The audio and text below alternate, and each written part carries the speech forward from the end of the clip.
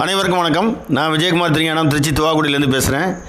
இப்போ பார்த்திங்கன்னா இந்த ராசியில் மொத்தம் 12 ராசி இருக்குது. அந்த 12 ராசியில் 4 கால்கள் உடைய ராசி அப்படின்னு ஒரு ராசி இருக்குது. அது என்னென்ன ராசி அப்படின்னு பார்த்தோம்னா மேசம், ரிஷபம், சிம்மம் அப்படின்னு சொல்லிட்டு இந்த 3 ராசி தான் 4 கால்கள் இருக்கும். ஏன் அப்படின்னா மேச ராசிக்கு பார்த்திங்கன்னா சின்னம் அந்த உருவம் ஆட்டுக்கு எத்தனை கால் இருக்குது? 4 கால்கள் இருக்குது. அதே மாதிரி ரிஷபத்துக்கு பார்த்திங்கன்னா காளைக்கு பார்த்திங்கன்னா காளை மாடு, அதுக்கும் எத்தனை கால் இருக்கும்? 4 கால்கள் இருக்கும்.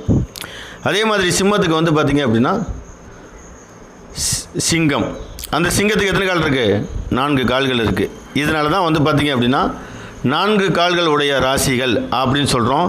இது எதுக்கு 4 கால்கள் அப்படின்னு சொல்லிட்டு அந்த காலத்தில் பிரித்து வச்சாங்க அப்படின்னா, ஒரு ஜாதகத்தில் பிரசன்னம் பார்க்க வந்தாலும் சரி, ஜாதகம் பார்க்க வந்தாலும் சரி, அவர்கள் கேள்வி கேட்கக்கூடிய நேரத்தில் எனக்கு எத்தனை குழந்தைகள் பிறக்கும், எனக்கு எவ்வளவு பணம் சம்பாதிக்கலாம், நான் எவ்வளவு தூரம் போவேன், அதே மாதிரி நான் எத்தனை இடம் வாங்குவேன், எத்தனை வீடு கட்டுவேன், இப்படின்ற கேள்விகளுக்கு கேட்க வரும்பொழுது நம்ம இதை எடுத்து பயன்படுத்தக்கூடிய ஒரு சூழ்நிலைகள் உண்டாகும்.